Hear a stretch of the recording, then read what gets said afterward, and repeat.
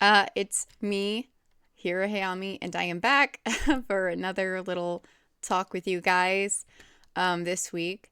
So I think a lot of people enjoyed my Doctor Who video, and I think that, I really enjoyed talking about the animated movies that inspired me when I was growing up. And so I thought that maybe I should talk a little bit more about media that I enjoy as well. And of course, um, Lord of the Rings and The Hobbit were movies or shows, however you want to say, that really, really inspired me a lot. I don't know if I was too young to watch them when I started watching them, but I know that I have been watching them as far back as my memory actually serves me. And it's so hard to get into that. I thought about like writing it down, and I had been thinking about it walking. Like, should I make segments about it, different segments, talk about different characters? And I think I might just have to do that, and or however I do. I think I do best when I just sit here and say my thoughts, but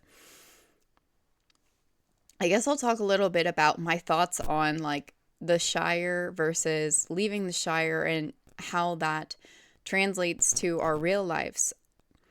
I remember when I was younger and during difficult times in my life, because like I said, I started watching Lord of the Rings since I was just a wee lass, myself. But when things went wrong, I always had this thought in my mind like, I want to go back to the Shire.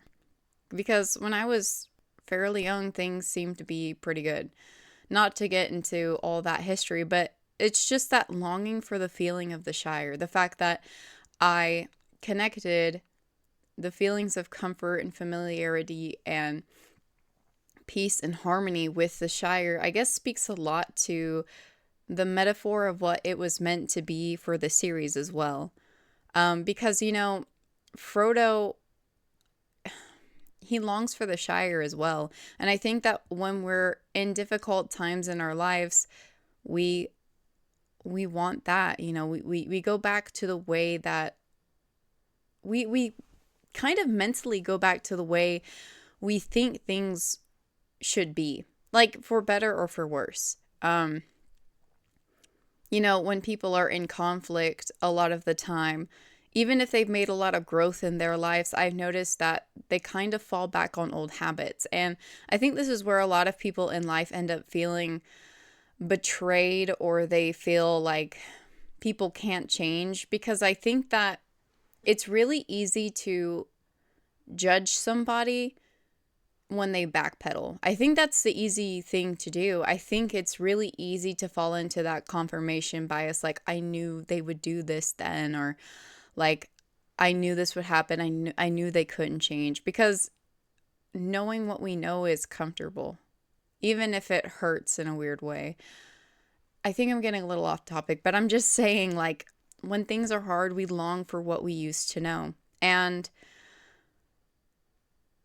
I think finding out in life when I wanted to stay in the Shire versus finally going on that adventure, I think there was a pivotal point where, like, I decided that I'm going to stop wishing for the Shire. I think that, wishing for the Shire kind of rolls into, the Buddha's idea of if you want things, you suffer. And I think wanting to go back to being protected, I think going back to wanting safety and the sanctity of, that peace inside of you, I think it's normal. But at what cost? I mean, I don't really think Frodo left the Shire because he wanted to. I don't think he quite showed the same spirit as Bilbo. Bilbo was hesitant. No, I guess he was reluctant. He did express it, but there was something to be tickled inside of Bilbo, like another part of his personality that was tempted, that spoke in the back of his mind and was kind of like, yeah, but. you kind of wanna, don't you? You kind of wanna, like, leave the Shire.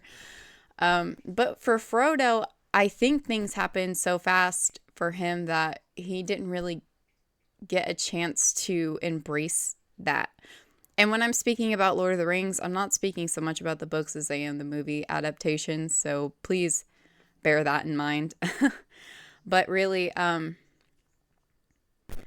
though I have to give Frodo a lot of props, because you have to remember when they were trying to put together the Fellowship, the one person who really spoke up to take the ring was Frodo. Most people argued who should have it, but I think the conversation was a lot less of who will take it versus who should not have it.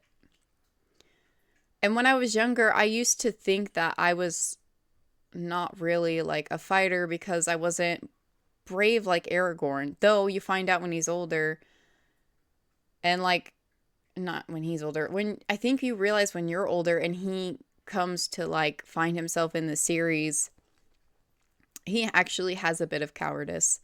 He's just pretty stoic in showing it. Or, like Legolas is the sharpshooter. Gimli is just gung-ho, Gandalf is a freaking wizard. And Frodo's just not that fighter. But Frodo had a skill set that the others did not possess. Frodo, okay, spoilers if you've never seen it. But in the end, I think, Frodo was tempted by the ring, but he avoided temptation for so long. And I kind of enjoy that in the end he gave up to the temptation of the ring because it was so heavy and it was so much to bear. He had to hold on to it for a long time. And I think that showing that, in the end, Frodo gave up to it kind of shows that even the best people, the people who face the most temptation still are, what is the word? So they're still susceptible to the temptations of darkness itself. Does that mean that we will always succumb to it when we're faced with it? Does that mean I hope that you would? No, I don't think I'm saying that either. I'm just saying a lot of the writing that went into the Lord of the Rings movies shows that, well, it's not like a direct translation, right? It's more like many things in Lord of the Rings can represent where we're struggling, what we're struggling with, how we're going about it, how we're seeing it. And I really appreciate that kind of writing. I love the writing because it puts you in scenarios where you have to think morally about what you would do. And it's not a straightforward answer because in the series you meet so many different kinds of people and how they view war or nobility or rights, like in terms of like who is the heir or who can rule, it's just it's so marvelous. You kind of almost get to sample so many mindsets. And when you sample them, you can kind of pull them in and think like on them. You don't have to be like, well, X meant that Y happened and so Z happened. It's like, it's just not that straightforward. I don't know. I don't have great words for this. It's hard to explain. In this day and age, I think I can appreciate a story that doesn't try and tell me what's right or wrong or tries to tell me what to do. Instead, it feels like Lord of the Rings is trying to tell you how to do good by others, not trying to tell you what's right and what's wrong, because you can do so many different things. And I feel like this day and age, there is so in a time where it feels like you can do more than you ever could with anything, like there's more opportunity than there ever was. It feels like there's actually, when I look at it, it feels like there's less. Like they will say there's the internet, you can go travel and try this and this. And quite frankly, I feel like we're put in positions where we're set up to fail because I don't think it's true. There's a status quo, there's a trend to follow. There's always the right method for posting content, or you need to follow the algorithm or talk about what people care about, and everybody just buzzwords all around everywhere, and it stifles young creativity. I think people are so afraid of the small things. I think people are afraid of feeling like small, and I think people feel embarrassed or they feel inadequate, they feel incompetent when they're learning how to do things that a lot of people know how to do in 2025. And Lord of the Rings is also a great story about redemption. It has so much pulled into it, but learning how to do something and not knowing is not it's not quite redemption, but it is like accepting that's okay no matter your age or where you're at is like a grace upon yourself. And in a way, I think you need to have that grace. I think you need to adopt this mindset of,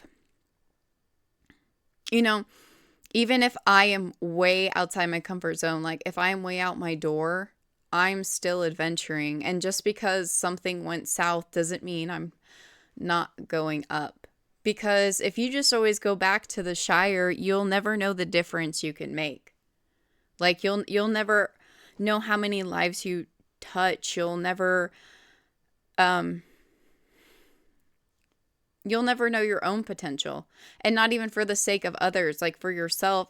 I think that it may be equally scary to go try things, but for me, the thought is a little disturbing that I don't know who I'm with. Does that make sense? Like you can be so many people in your life and you have so much untapped potential inside of you, but there are like yous in you that you don't even know. Like strangers are scary, but like the person that you're living with inside this body, you don't even know yet. It could be a really, really fun relationship and experience and friendship to have with yourself. And all of you can grow with it. But if anyone's going to have a say of how that goes, I think it should be you. Frodo decided to take the ring because I think in that moment that everyone was yelling, he saw that it would be a very difficult thing to do. And though everyone in that room had reasons to argue with each other, so Frodo took it because it was probably the easiest thing to do to take the burden off of others. You don't need to be a fighter for that.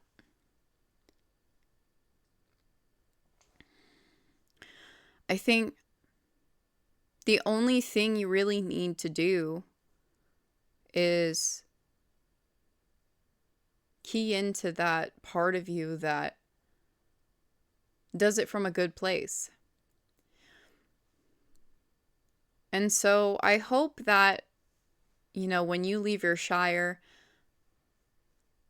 it comes from a good place. And if you ever want to go back, know that a lot of us miss home. A lot of us do. And I think I'm getting a little meta when I say this, but it's true. Even Bilbo. I miss my books. I miss my armchair. It's true, I don't see a lot of people. I just can't think of it in my mind that a lot of people who succeed don't ever look back on simpler times fondly. Some may not have exactly liked where they came from, or, some people Would definitely not trade some of what they had for what they did have. But there was always something to look back on. And so when things get tough, just know that the only reason it's tough is because you're on the adventure already. And I mean, that's it. I mean, like there's not really more pretending. And it's not wrong to feel like good about yourself either. It's not wrong to celebrate the small accomplishments. Like when Sam was talking to Frodo when they first left, he said to him, "One more step. One more step and I will be the farthest I have ever been away from the Shire." And you can celebrate that one step, because at the time that was the farthest Sam had ever been from the Shire. So carry yourself well with your little hobbit feet, because there's an adventure still to be had. Take care, guys. Bye.